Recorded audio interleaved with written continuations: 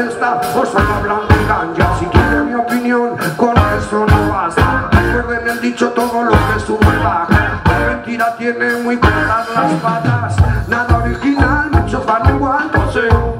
Venden imagen poco más, olvidando lo esencial. Que el reggae es mucho más que un estilo musical.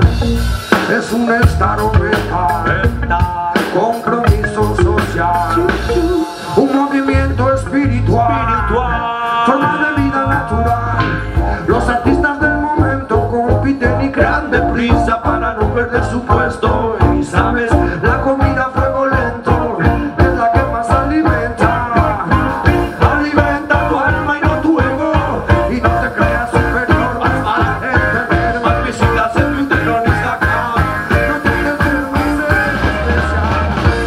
Lo que mal empieza mal acaba.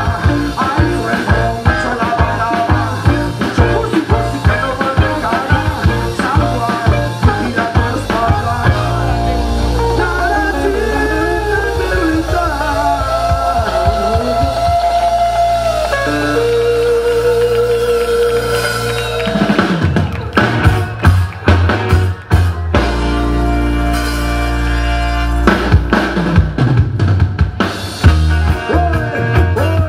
Especial combinación, Quique Neira desde Chile creando unión, tirando plena Babilón.